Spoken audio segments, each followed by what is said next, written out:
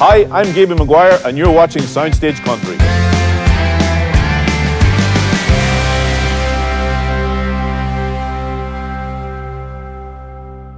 The term legend is used rather loosely in modern language, but today's guest lives up to and well beyond that title. Ladies and gentlemen, please welcome the one and only Mr. Brendan Shine. Well, Gaby, thanks for having me. It's great to be here back where I recorded our last DVD. Yeah, I come from about 3 miles from Athlone, on the Ballinasloe side of Athlone, a place called Keelty. And I was born and bred in, I was born in Port Tarlington, believe it or not. And I lived there for 2.5 years, and my dad and mum worked. My dad worked over there on board the Mona. And then he came home to look after the family farm back home, and that's when I really started my career back home in Roscommon. But it's been, I was rare there, and I was born into a musical house. Okay, you know. Music. And we had a dance hall, and my dad had a dance hall next door. So there was music non-stop, and my dad played, and my aunts and my uncles played, and my brothers and my sisters played. So there was music all around me. So it was probably quite evident that there was no shortage of music where I came from anyway. You were going that direction, whether you wanted to or not. And what was your first venture into a band then? With my dad. Okay. I played in the choir. I played and sang in the choir in the local church in Drum, and I got a bit of a handle. I was being taught music down in Summerhill Convent, which is only down the road from us, and I was being taught on the piano there. Okay. But the accordion, I played a piano accordion at the start, and it was only when I went into Kelly bands later that I got in on the button key accordion. But accordion really, only a 2-piece. Okay. We're called Paddy Shine, these 2-piece orchestra, would you believe? You know, so we thought big even in those days. You had ambitions then. We had ambitions in those days, you know. From there, I went into the Cayley band. I joined the Cayley band, and I was a singer in a Cayley band. And that time, the Cayley bands used to play a lot of traditional music because it was mainly for Cayley dancing. Yep. And I used to sing about 6 songs in the whole night. Okay. So I got so bored, I brought along an accordion that was a 3-row Continental chromatic accordion, and which nobody knew how to play. There was no tutor with it or nothing.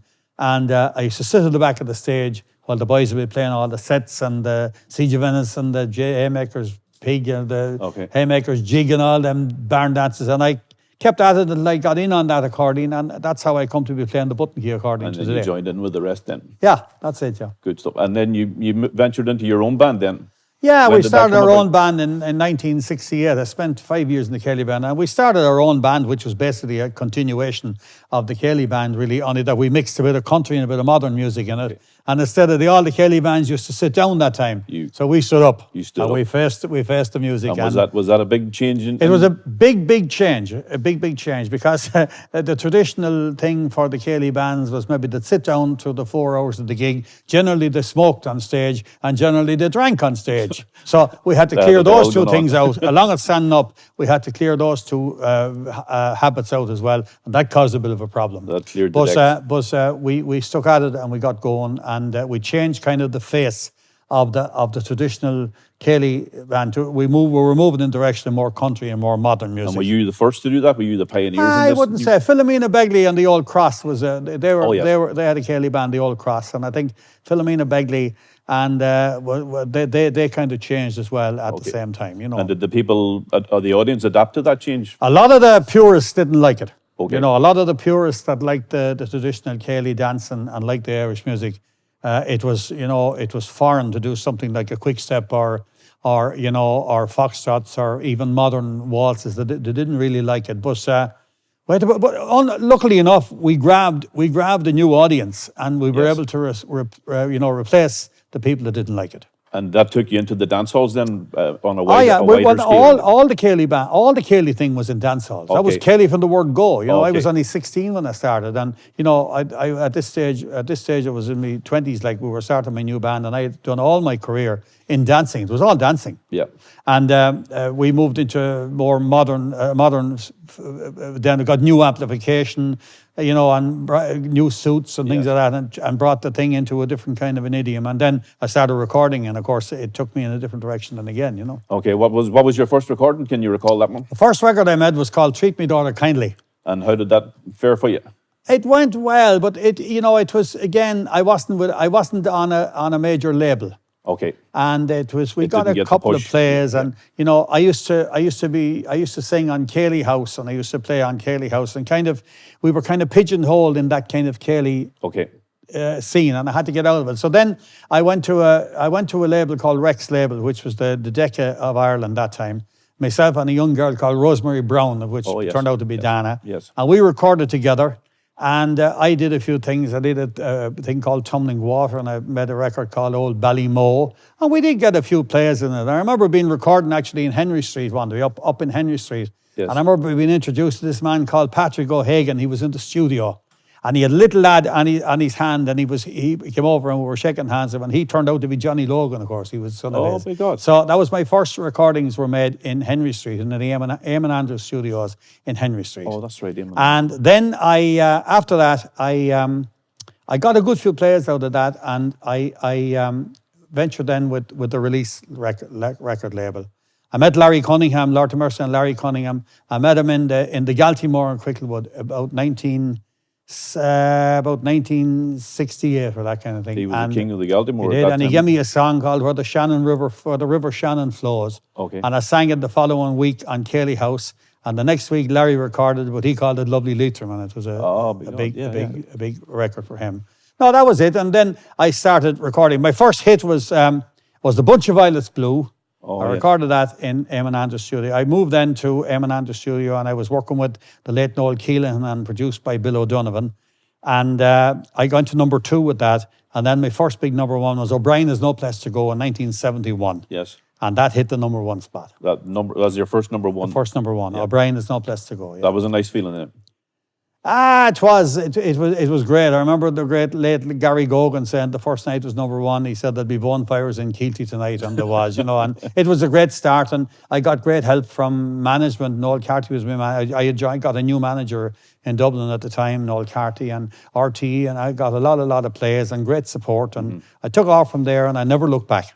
And was it all radio that was your exposure at that time, or was there any TV work? Well, the TV was limited. It was generally radio. And when I had a couple of maybe 4 or 5 number 1s under my belt, yeah, the TV started, lurking around. And I did a documentary for RT called Shine on the Shannon, yes, whereas I did a section of the Shannon from around my own area, around Athlone, yeah, down to Clonmacnoise in that area. It was they were part of a series called My Ireland. Yeah. And of course, when I did that was very successful.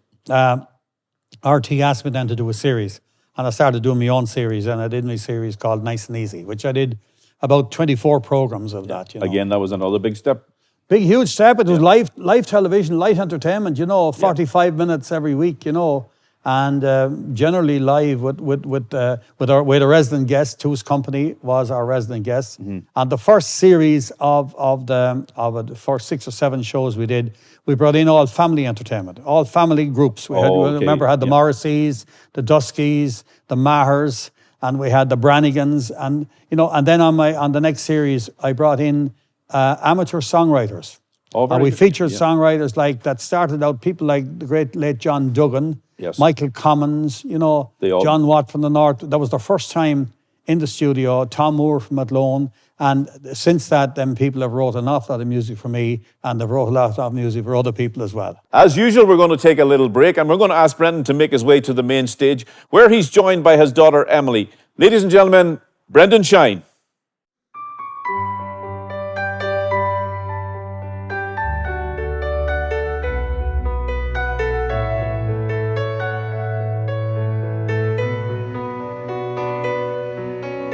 Apples to grow in November, when blossoms still bloom from each tree, when leaves are still green in December. It's then that our land will be free. I wander her hills and her valleys, and still through my sorrow I see a land that has never known freedom, and only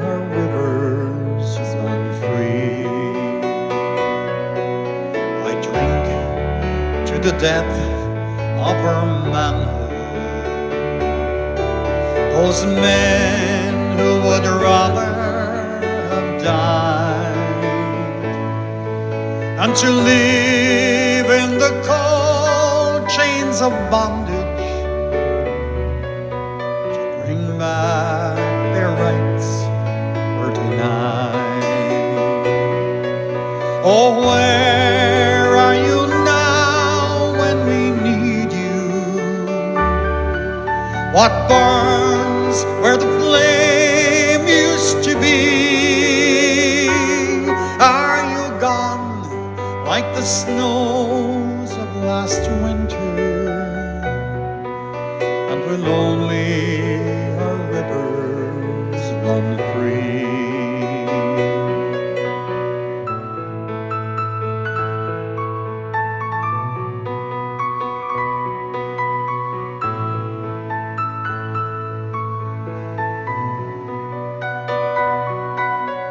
Sweet is life, but we're crying. How mellow the wine, but we're dry. How fragrant the rose with its dying. How gentle the wind, but it sighs. What good is in youth when it's aging? What joy is in eyes that can see? When there's sorrow and sunshine and flowers, and still only our rivers run free. When there's sorrow and sunshine and flowers, and still only our rivers run free.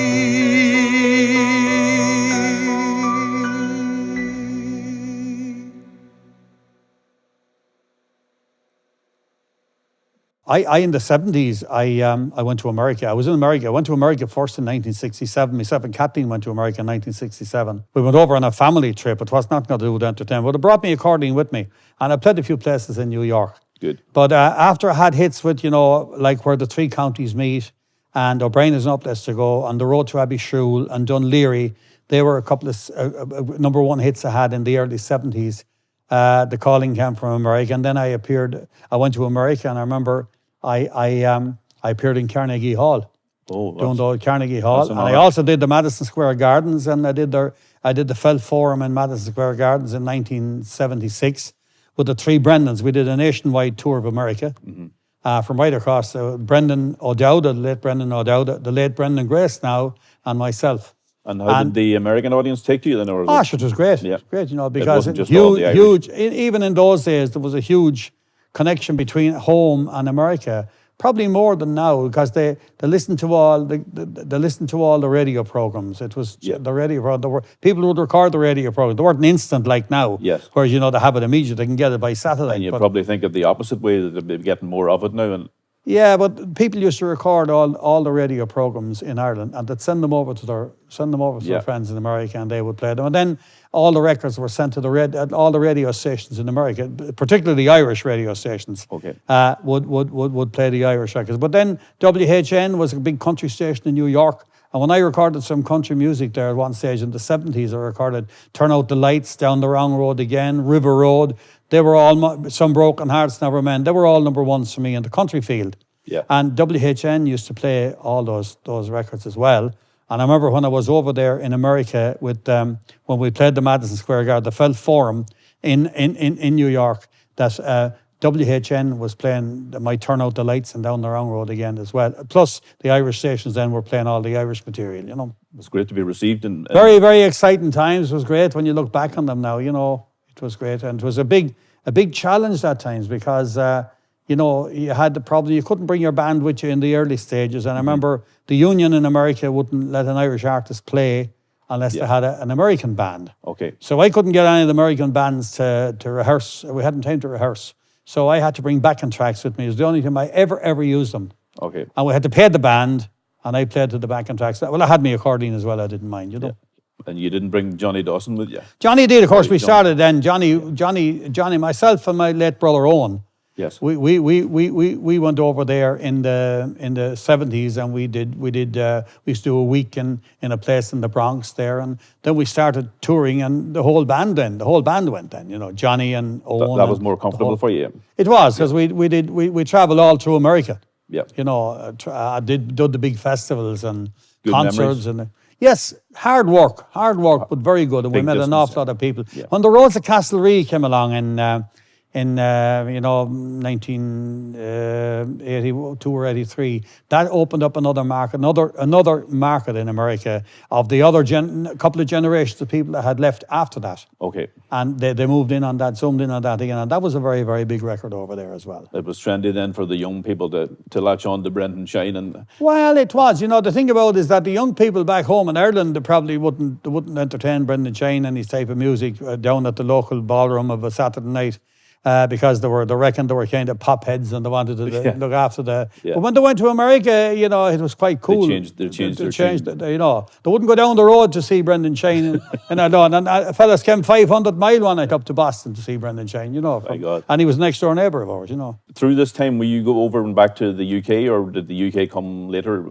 Did you expand over there? No, I later? started in the UK at a very early age. There was an organisation in Ireland, a ballroom organisation. It was a monopoly of people that controlled the business, like even when the ballroom thing was big. Okay. And just because I wouldn't play in one of their halls down in the south of Ireland, they also were involved in a big chain of ballrooms in England. Okay. So I was ousted because I wouldn't play because I was playing in that particular town for another man, and they wanted me not to play there and play in their place. Okay. So I said no. I said I'll play wherever I want to play myself. So they said, well, what about England? They controlled about 14 venues in England, big ones.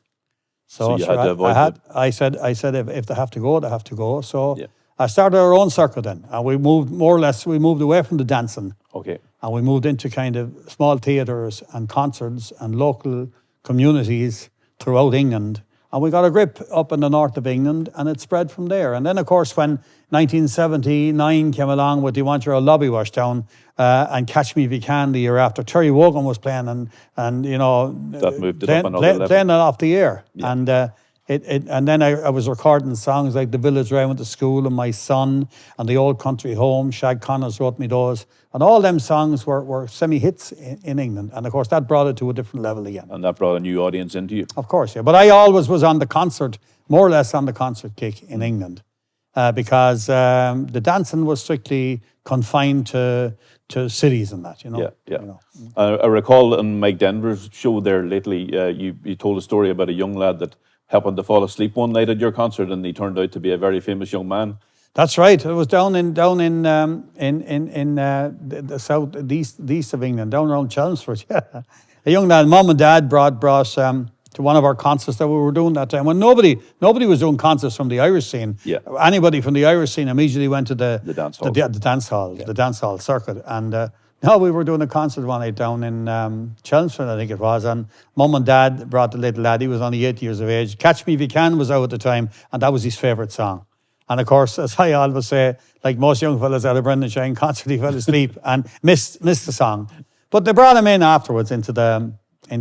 I know it now. I can appreciate it because I've got grandchildren myself. Yeah. And he had one eye shut and one eye open, and he came in and I sang the song for him in the dressing room. We had a little bit of a chat, and I said, "We'll see you again." And I didn't see him for nearly 30 years. He turned up on the Late Late Show one night, looking for me. Looking for Brendan Shine. And "Catch Me If You Can," which when I met him, he turned out to be Dermot O'Leary that presents the X Factor. Yeah. And then I met him with Ryan Tubridy one day in Dublin, the Thursday afterwards or something. I was over in England, and they brought me back to meet him. He was doing a signing in Dublin. That's right, yeah. And we zoomed in on him and surprised him and sang a bit of "Catch Me If You Can." He knew every bit of it. He knew every word of it, and he danced the Sally Gardens in the middle of it. So He'd obviously listened to it at home. Yeah, he was. He was a young lad. Yeah, great lad, great man. It was a huge industry. Like the whole Irish music scene was a marvelous industry. And I often talk about there's no other country in the world had marquee dancing on the Ireland, you know, where a club or a parish priest would set up a marquee in somebody's field and have 14 dances and be packed every night and make enough money to build a new church or something like that, which was absolutely That's fabulous. an achievement, yeah. Some achievement. Yeah. And all the bands, and all the bands that was involved in that, and the crowds of people that went to those events were unbelievable, you know. I remember somebody telling me there would have been possibly 700 bands on the go at the one at that around that time. Probably was. I never counted up to that much, you know. But there was, but a serious number of bands.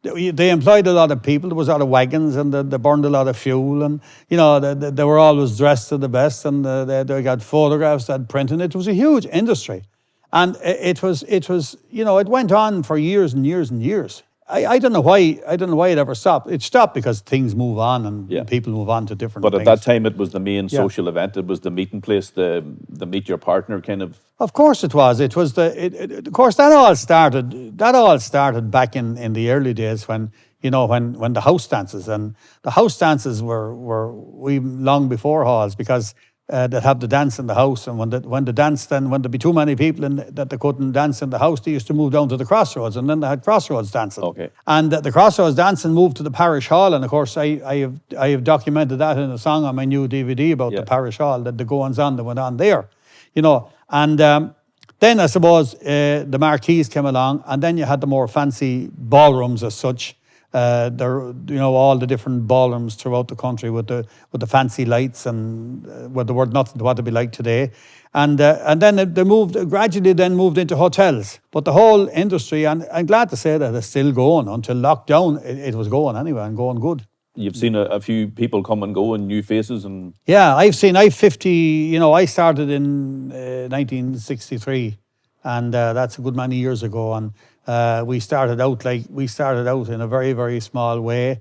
With, you know, that time we used to often say, you know, you had a small little amplifier, and you'd have 700 or 800 people in a hall. Yeah. And now you have people with maybe thousands and thousands of watts up on the stage, and a couple of hundred in the volume. So it has went full time round. Full circle. There were great days because people went out to enjoy themselves. And the dance hall was a great institution in a way, is that, you know, there was no drink involved in dance hall. It was all pure musical entertainment and pure carousing, and an odd bit of an old fight here and again, and a fella taking another fella's woman and things like that. Yeah. But generally it was great fun and great entertainment, you know. You know, the one thing I remember at the very start was when you'd go into a hall, the amplification was that bad. When we started out, we only had a 15-watt amplifier. That's all we had.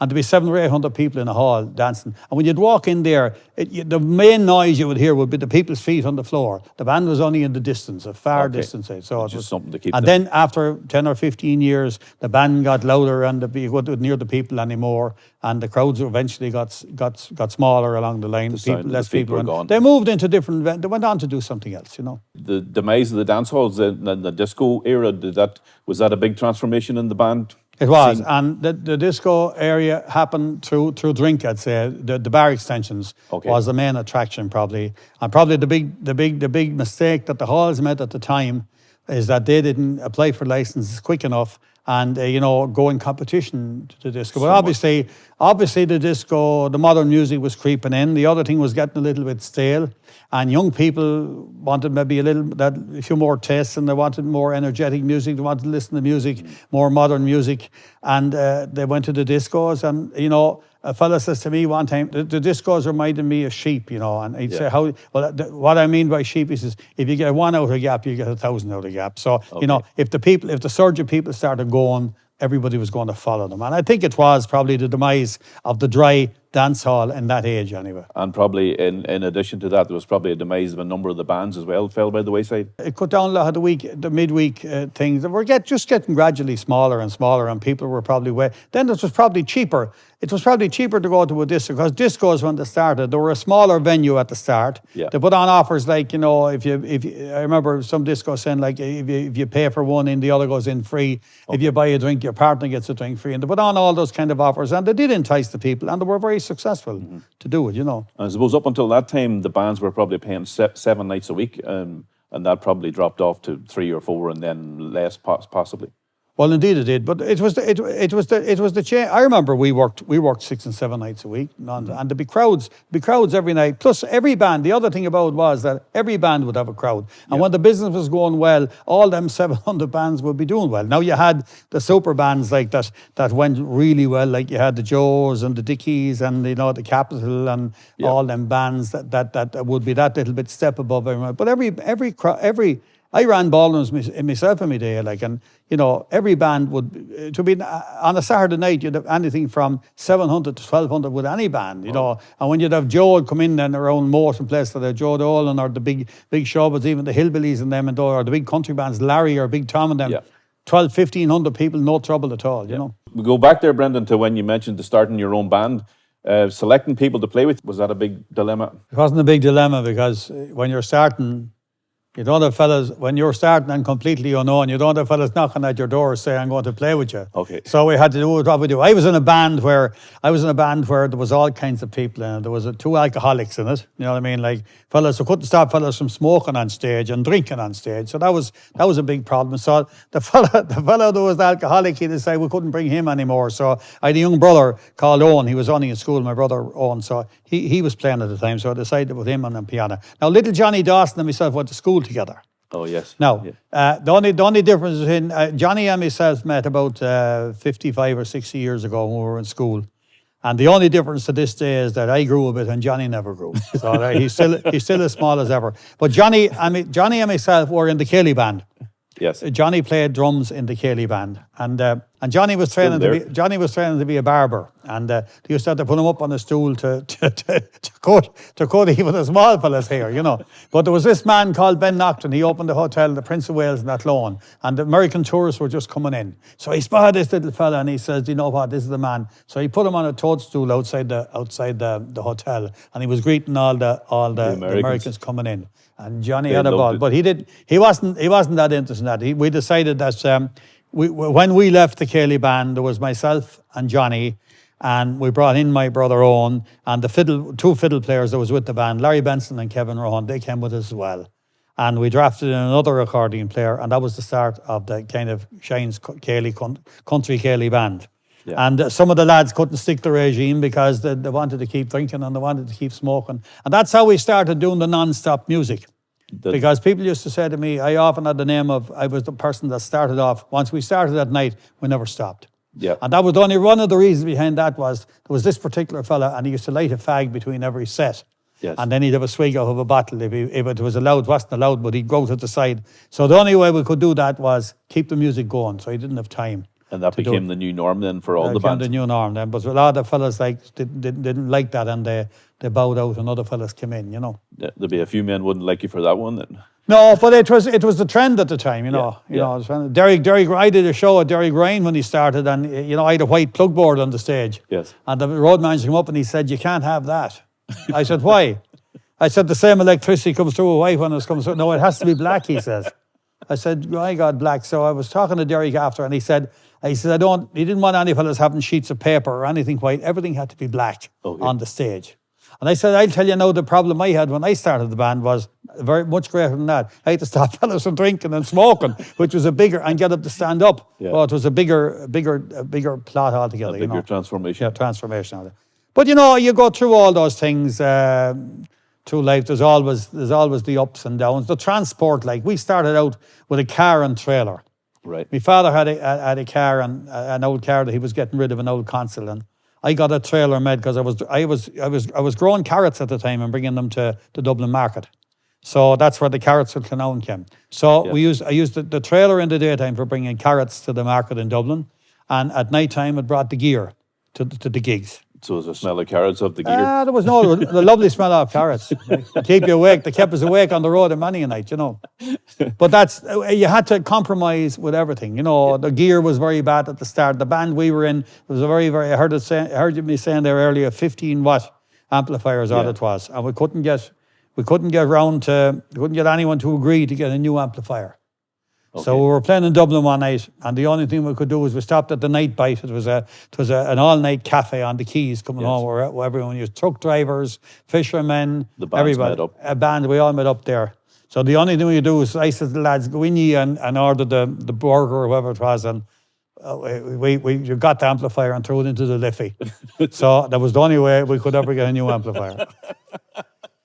So the next day we ordered a 75 watt Philips amplifier. So that was the start. And you never looked back. No, we never looked back after that. And did the same personnel stick with you for a long time? Were there changes? They did. Well, I the one thing I always say down through the years, all through the years, we've had many bands. We formed the super band then in 1972. And what we did there was we collected all people out of different big. Jimmy Hogan came in from the Capitol. Emmett Wynn came in from I think it was Red Hurley's band. Before Red went to the Nevada. We had Frankie Carroll, who left the Ranchers. Seamus Shannon came from the Drifters. And then was myself and Owen. And we had Louis Burgoyne on drums. And Johnny came out front as the second lead singer. And he played percussion up front. Oh. It was an 8-piece band, a very exciting band. We did Celtic rock music.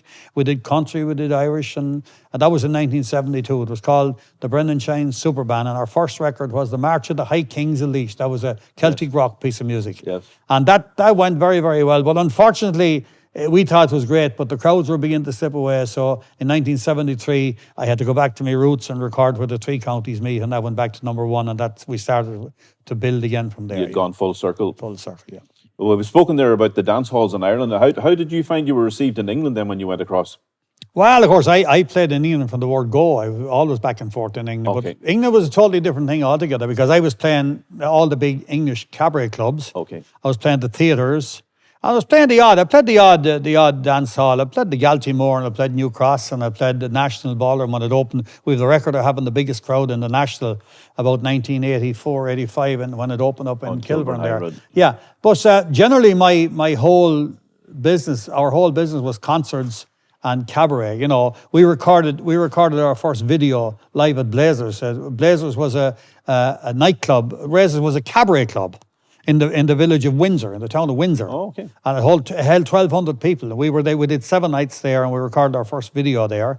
I remember the man that recorded our first video. His next project was to go on to do Boy George's next single. Boy George just had a #1 with Karma Camille on at the time. Yes. And the man that produced our first video there in Windsor, and that was, you know, that was unusual maybe for an Irish act because the week before we played in Blazers. Shirley Bassey on our band was in there. Tom Jones and Engelbert was in a couple of weeks before that, and we were going out on a Saturday night. There were Cliff Richard's crew was coming in for the next week. So that's the type of a place that was. And they were rubbing shoulders with the stars then. They were. Well, that was a big and up north you had all the Batley Variety Club and you had the clubs. There was about 7 or 8 great clubs in Birmingham without going near any Irish club. You could spend the whole week in Birmingham. Yeah, and we kept doing concerts right up to the end. And we decided here about a couple of years ago that I'd been going back and forth to England for nearly 50 years, and I decided that that was enough. But we could still be working. Now I know a lot of the clubs and the lockdown has changed a lot of things in England, but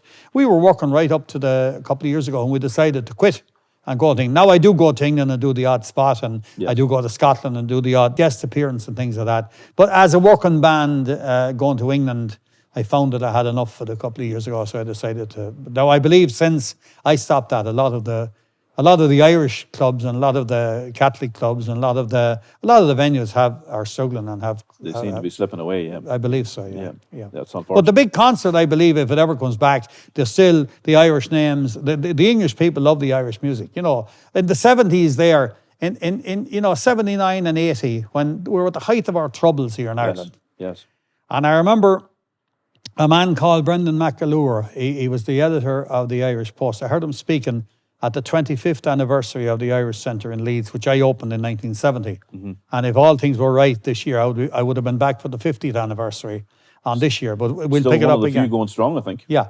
And he said, he was giving a speech there at that, and I remember him saying that, you know, being Irish and living in London in the late 70s and the early 80s, you know, when the news would come on at 8 o'clock and the news would say maybe another 10 people bombed in Derry last night or people killed in Belfast. And as an Irishman going to start his daily work, you say, I'm facing another one. Yeah. And then he said, after the news, Terry Wogan might come on and he might play Brendan Shine singing Catch Me If You Can, and it changed the whole mood again. Changed the mood, yeah. No, and, you know, really, I must say that all through our years entertaining in England and in Scotland and in Wales, we played an awful lot in Wales down through the years. Yes. We never ever had a problem. Never ever had a problem with anybody. The Irish, the Welsh, the Scottish, they loved the English. They loved the Irish music. I remember one night we played 3 anthems.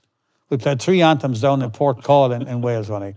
We had to play the Welsh national anthem, God Save the Queen, and the Irish national anthem because it was an Irish ran function, but they had to do all 3 anthems. There's not too many can claim that. No, but we were just after coming back from America because it was a disaster. I remember we were just after coming home from a tour of America.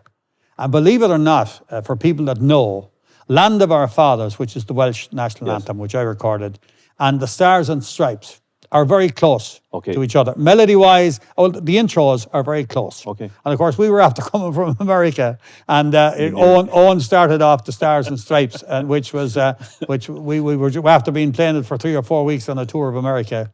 And of course, the Welsh people being such great singers, they just sang it themselves and drowned it out completely. You know, it just slipped by and no one noticed. Nobody noticed. Yeah. But they are very close. And if you listen to the, da da da da da dee, and the other one is da da da dee, they're only the reverse of the notes. It would take a fine ear to pick up on that one. Not if you're a Welshman. I'll tell you that. We mentioned some of your hits there, Brendan, and there's one track there, "Shoot the Donkey." That was a huge one for you. Do you know how that started? We were down in Knock. Paul Claffey was doing a day on the bog in Knock Airport. You know, many a queer thing happened in Knock Airport. Was a poor Father Horn, I'd say, or Canon Horn, he never visualised that they'd be cutting turf at the side of the runaway, where it was, he thought the bogs were over. But Paul Claffey got this brave idea that he was going to have a day on the bog, and it was a huge success. And when we were going out to start off the day on the bog, the entertainment, Paul Claffey had an ass and a cart and a couple of bales of straw, and he had me on it with the accordion, and he had a lady called May Hunt, and we were starting out. Yes. And knowing Paul Claffey as he was making it up as he was going along. Never. And Paul Claffey turned around to me when he couldn't think of anything to say. We were live on radio, and Paul Claffey said, you know, something, "Brendan Shane, will you play a bit of music on the accordion?" So the only thing I could think of, here we are with a donkey and cart, going out to cut turf on the bog, and I immediately thought of the old piece of music called "Shoot the Donkey," which was a great old piece of music, which is actually Swiss. The Air of, it's a Swiss piece of Swiss music. The Air of Vienna is actually the title of that. Okay. But it has been made into all different kinds of twists here in Ireland. Down in West Cork, they call it Father Murphy's Top Coat. But then, of course, Paul Claffey got very brave, and he decided that he was going to take this event, the Day in the Bog, to America. Export the lot. The whole lot to America. And, of course, he said to me, "Brendan Shane, what do you think? Will you come?" I said, "I will," but I said, "The donkey will have to go as well, you know," because that was the start of it. So imagine going up to the embassy looking for a visa for an ass, you know. They'll say we've issued many of them. Yeah, we did, you know. So I got John Duggan. Myself and John Duggan sat down and we wrote the lyrics to Shoot the Donkey about the day in the bog in New York. That's what it's all about. It was all about the day in the bog in New York, And the donkey travelled. They brought the turf with them, the turf from a bog in County Kildare. They cut it up in cubes, wrapped it in plastic, exported it out to America, landed on the Jersey Shore and brought to Yonkers Raceway and cut turf. I cut the first sod, and in the one day of miracle, we cut the turf, we dried the turf, and we burned the turf all the one day. They wouldn't do it in Ireland. There's not too many of that here now. And the donkey went as well. I always say he was the only ever four-legged ass that ever went to America. Was that donkey? Did you bring him back? No, he never came back. He was like many an Irishman. He got a taste of it and he stayed. You know. Well, then say, Brendan, the time that Emily joined your band, did that open up new avenues for you? Did that take the band in a new direction, or? Well, it did, because I just lost Owen, my brother. You know, my brother died in 1997, and he was the band leader for 30 years. He joined us. Oh, he was the band leader. He joined us when he was 14, and he died when he was 44 after 30 years playing with us. So I remember being playing in Beyond in a place called Cambridge, and Emily was just finishing in Trinity at the time, and two of the lads, two brothers in the band, and some of their family died, and they had to go home, and we were left literally with no one. Down to the shell, yeah. And I remember Emily got on a plane of a Friday evening, and she came over to England, and she said, you know, "I'll never fill Owen's shoes, but I'll be there anyway if you want." And I never forgot it to her for that. We started recording then, myself and Emily. We went in one day into Brawley's studio in Birmingham. We said we must do a demo together. And we did a demo, and one of the things turned out so well that it became a single, and that started a whole new life for me again, myself and Emily. And then Gertie Burns heard about that song, was getting a lot of plays, and she wanted it on the cruise. The cruise were just starting that time. Oh yeah, so that meant that we started cruising then, and that was one of the big events in the year. And of course, we started going to Spain with Paul Claffey and going to Portugal and going to Croatia and going all over the world. And that kind of changed. The whole music scene has changed since then. And the emphasis maybe came off the one-night stands and came off the dancing scene. We kind of were easing out of the dancing scene at that scene. And it was nearly all concerts from there on. And Emily fitted in great. And we recorded an album like Father, Like Daughter. And that kind of changed the music scene in a different direction again. Until Grandad came along, I recorded Grandad. And then I recorded, Where Did You Meet Her? I Met Her in the Galtymore. And they got... In more modern times, that got a lot of airplay as well, Yeah. And do you enjoy those trips abroad and the cruises? And do you get to relax and enjoy yourself a bit on it? Or? Not really. No, I don't relax. No. Once you're working, you never relax. And we even both say that, even though we bring our family with us as much as we can. But once you've got your instrument with you, and once you have a schedule in front of you, you never really relax. Yeah. That's it. But it is a great new wave of. It was great that the Irish Entertainment has the facility for fellas to go off now and play in those nice exotic places and take their music with them. And most of all, it's lovely for the people that can go there and listen to the music in a different setting altogether, out in the middle of the ocean. And you'd be dancing new sets all the time. Dancing sets at 3:00 in the afternoon abroad in the middle of the ocean. Sitting back in a concert hall with 12 or 1,400 people, in a theatre at 8:30 or 9:00 at night. It's hard to imagine unless you're and there. then you turn around and another 13 or 1,400 come in for the second concert. And then dancing in the Crow's Nest until 2 or 3 o'clock in the morning. And, you think you'd be in Donegal or somewhere. It's absolutely great, You might be starting to dance in Donegal at that time. That's it. Well, I suppose, But it's a great venture. And the lady, fair play to Gertie Burns and her crew that started all that and brought all those, and all Irish crews, everything from all aspects of Irish entertainment, from classical, traditional, jazz, show band and country, right down to even storytelling and set dancing. The whole thing is there in the cruise. And the American audience love all that, The American and the Irish, and it's not alone Irish-American, the American audience love it because the Irish music is loved no matter where they go, Well, and Brendan, in a number of your tracks, you mentioned a lot of the places in Roscommon, and you're obviously a proud Roscommon man, and in 2010, you were awarded the Freedom of Roscommon. That must have been a fine accolade to receive. Absolutely, it's great because, even though I wasn't born in Roscommon, all my roots are from South Roscommon, and I say predominantly South Roscommon. And of course, I'm very, very proud of where I come from, and I'm west. I always say I'm west of the Shannon. West of the Shannon. Yeah, and a man said one time, he says, the further west you go, the more you realise that the wise man came from the east. So we're sticking with the west. Yeah, and I recorded songs like one of my first major hits was probably Where the Three Counties Meet, which was Longford, Westmeath and Roscommon, which was written by a Longford man. And about his time in Athlone. He was in Athlone, he was in the army in Athlone, and he used to go home to Lagan in County Longford. Yeah. And he was telling about, how he went out through Ballykieran and up the big hill, and he used to stop on the bike to have a smoke, and he looked out over Lough Ree. That's really what he saw. That's really what he saw. And I love songs like that. And we were after coming out of an era of the show bands that time when I brought out songs like that. Yeah. And when they were doing all American kind of covers. Yeah. And then all of a sudden, here was this fellow with his accordion from Athlone and a good produced record and singing about a place, around Athlone where the three counties meet, and O'Brien is no place to go and things like that. And it was a kind of a new life of music again in that era, and it was great. But it's still. And then I went on to sing, I'd Boyle in the County of Roscommon. I sang Old Ballymo, which a lot of people in Ballymo, it's on the borders of Roscommon and Galway, but Old Ballymo. I sang about the Doujeans in the Crockery, and I sang about the Carrots from Clonown. I sang about the Woodlands of Lough Lynn. Yeah. And they're all songs that I sing to this day. And I was very proud to be part of 4 people that got the Freedom of Roscommon. That was Mary McAleese, our pre-president, and there was Chris O'Dowd, Dermot Earley, and myself. And I'm very, very privileged and proud. An illustrious company there. Yes, and very, very privileged to be part of that wonderful group. It says, the Freedom of Roscommon says you can graze your sheep anywhere in Roscommon, but unfortunately I don't have any sheep. You never availed of it.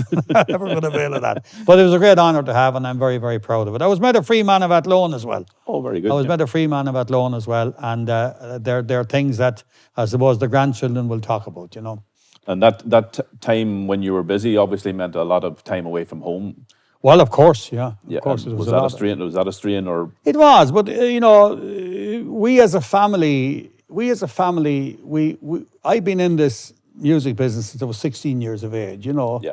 And when Kathleen and myself got married, I got married into that business. And as corn as the girls, when my family grew up, we grew into the business, and I always treated the music as a business. Yep. It was a means of me feeding my family, and a means of it was treated as a business. Not a lot of people treated the music as a bit of a night out, 7 nights a week out, and having a bit of fun. You're only having a bit we of didn't treat it that. I was very serious about my music from the word go, and I set out to play music.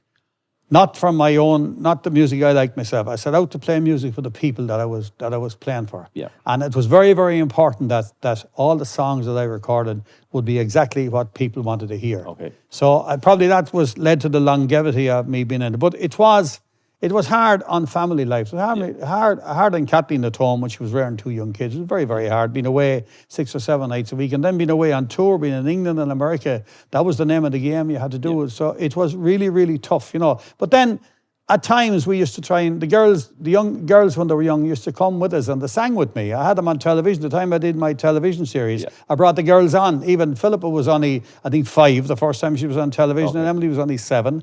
And they sang little songs with me, and they were always part of the business. Myself and Kathleen tried to always keep them part of the business. And they eventually went on to perform with me, and it was great, you know, great, absolutely great. Proud moment, I'd say, for them to step up beside you. And well, it was the great thing about when they used to come to record with me, they never had to learn the songs anyway, because they knew them inside out. You didn't have to do any rehearsal. No, we didn't have to do any rehearsal. And there's nothing, you can't beat the family unit. When a family unit sings together, such as the harmonies or the voices blending together, it's very easy to tweak it in the studio, because there is something about a family singing together or playing together. And Emily still performs Emily with you on and stage. Philip, of course, is very, very busy now. She's got 4 boys, and she's a medic, and you know how busy they are at a time like this.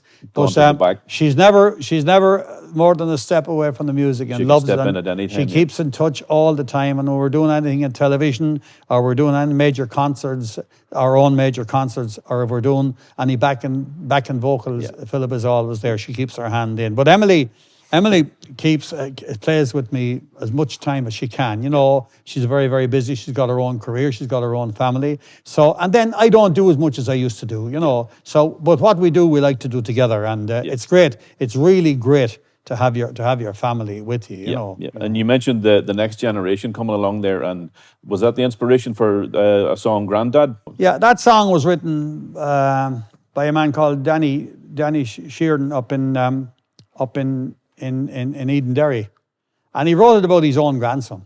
Okay. And so the words are very, very true, you know. Well, I mentioned earlier your current DVD, and you spoke about the track, The Parish Hall. What else can we expect from that? Well, it's a great variety of music. I actually recorded my new DVD here in this studio. That's right. Yeah. And it was an idea I had when I mentioned to the lads in the Spains. I said I just put a few of us together. It was myself and Emily and Johnny, and we brought in Frankie Coulahan and Tony Maher and Paul Vignoles from The Conquerors, who were great friends of ours and play a lot of music together. And Matt McCranahan, a fiddle player from Donegal, which is a great friend of ours as well. And we sat down, and we just sat down here, and we sang the songs here and played them here. Emily did a solo performance of her lovely version of U2. Oh, yes. All I Want Is You. And it was great, because it's a great, nowadays, they're the things I like to do. And I suppose probably was the first professional production that I did in my life that I said I was happy just to sit down and do it that way. You know, and there's some lovely songs. There's a lot of new songs. Henry McMahon wrote me a song about the garden swing, which is getting a lot of airplay. Yeah. I have a lovely song which probably will relate to what we're going through at the moment, when people are maybe lacking of a little bit of hope and things like that. It's a song called Thank the Lord. Yeah. And, you know, and every day, this man is saying, every day I get up, he says, if I can run and walk and laugh and talk, and if I can hear and if I can see, that's not a bad day for anybody. Certainly not. And it's certainly in a time like this, if people can get up and do that and stop complaining and get on with it. You know? Sure, even if they played the Brendan Shine track and give them a bit of hope for the day. Yeah, it is. But people are very down at the moment, and people are very, very. I don't blame them. Like, it's been a huge change for people's life. Yep. Now, I personally have enjoyed the lockdown, and I'm probably one of the few people probably in the world that would say that today. But like, when you think of my life as a been musician, hectic, yeah. as a musician since I was 16 years of age. It's the first time you probably stopped. I left one day when I was 16 years of age. I mean, the singer that was to go on tour in England with the Cayley band I was with got a sore throat and he decided he wouldn't go. And the man tapped on the window at the school where I was and he says, I want you. And I went outside and he said, the man couldn't go on the tour. Would you come on a tour to England? Yeah. So I got off early and I went home and I changed and I got ready. And my mother says, where are you going? I said, I'm going on a gig. And which I had been doing gigs, Yeah. And I waited till I was getting near the gate and she said, what time will you be back? And I said, I won't be back for 6 weeks. So we're going for the whole 7 weeks of Lent. Yes. So I was gone for 6 weeks. Yeah. So from that time, that was really the first time I went on tour. I went to London that time. And from that time till up to about 5, maybe 6 years ago, I've been on the road non-stop and never gave up. At all, like. So for this, the lockdown, in a sense, I miss my music. Yes. I miss it very, very much because it is my life. And I miss the people that I played for all through the life. But I didn't miss the fact that I was at home. And I've spent some time at home last gig I did was the 16th of March in Musselburgh, outside Edinburgh in Scotland. Yes. And we came home and I haven't started outside the house since. And there was no need for cocooning because it didn't go anywhere. Yeah, it's almost but like a whole I've new caught up. experience. We've caught up. I'm very, very lucky that my other occupation is I'm a farmer. Yeah. And it's nice to be out in the fresh air. And I could go up and down. We could go up and down the fields and look after our cattle, myself and Kathleen and things like that. And it was a great help in a way. But I must say that I have enjoyed the lockdown or whatever you call it. I pity a lot of the people that are in very, very enclosed areas and can't be free to go and do what they like. Yeah. I'm one of the privileged ones that at least I can go out and walk around the house in the countryside, which I'm lucky. But I'm still probably looking forward to getting back and playing music again. Yeah, and for a lot of people in the industry, it's a fairly stark, sudden change. And I'm probably very lucky that I'm probably at the sunset years of my career. There's a bit left yet now. A bit left, but I've done it all. But I do feel very hard for the young musicians and the young singers and the young promoters that have spent an awful lot of money and put a lot of money into this business and have done a lot of advertising, the best of wagons, the best of sounds, the best of musicians, the best productions you can get. And they have a lot of money invested. And it's a very, very harsh thing to say that the rug was pulled from under those people overnight. Yeah. Not anyone's fault, but I think the young musicians and I think the young singers and I think all of the people, they're being overlooked completely as they don't exist. Yeah. And they are. There's a lot of families to be fed. It's going to have a long-term effect. A lot of people have mortgages. A lot of people have investment in a lot of equipment and promotion and families and things like that. And they're really just closed down. It's like quenching the candle. And when it's going to come back, I don't know when it'll be, but I think it'll be a long time before entertainment will come back in proper fashion, Well, I suppose the reality is that everyone's health is the primary. Of course it is, Yeah. But still, they're the one part of society that doesn't seem to be much publicity about. No. That them people were just, they're not. What else can you do? Like they say, retrain. If you're a singer, if you're a guitar player, if you're an accordion player. I was lucky I was a farmer and a market gardener before I became a full-time entertainer. But for people that put their whole life into music, you don't make plumbers out of them overnight. No, you don't just suddenly wake up and become something else the next day. Yeah. Well, before we conclude our time together, Brendan, I'd like to thank you for taking the time to join us. It's been an absolute pleasure and I've enjoyed every little bit of it. Thank you. Well, indeed, Gaby, and thanks to you, and good luck in your new role. I know you, Gaby, in a different form of life, and always in entertainment, and always doing a fine job. Yeah. And this is a new role for you, and I wish you all the best. And thanks for having me. It was a real pleasure to be here with you. I appreciate it. Thank you for your time. Thank you, Gaby. Thanks, Brendan. Sorry I can't shake hands with you. No, that's an old thing now. I'd like to thank my guest, Brendan Shine. Don't forget, like, subscribe, and share with your friends, and we'll see you back here next Monday at 9 p.m. Playing us out tonight, the legendary Brendan Shine.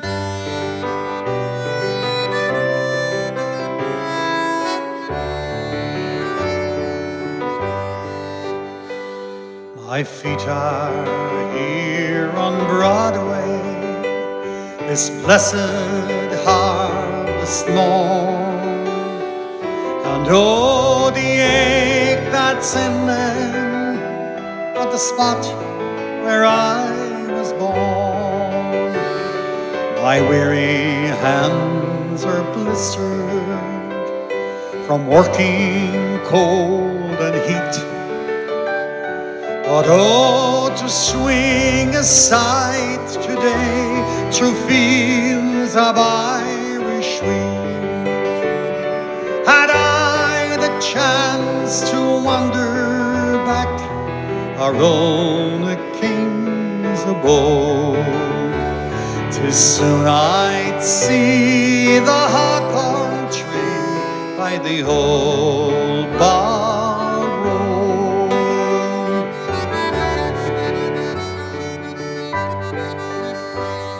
My mother died last springtime when Ireland's fields were green. The neighbors said her waking was the finest ever seen. There were snowdrops and primroses piled up beside her bed, and Farron's church was crowded when our funeral mass was said. But here was I on Broadway, building bricks by load, when they carried out her coffin down the old bog road.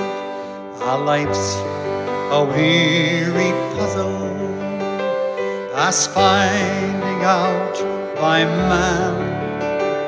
I'll take the day for what it's worth and do the best I can, since no one cares a rush for me what needs to make a moan. I'll go my way and draw my pay and smoke my pipe alone. Each human heart must know its grief, though little be the load. So God be with you, Ireland, and the old bog road.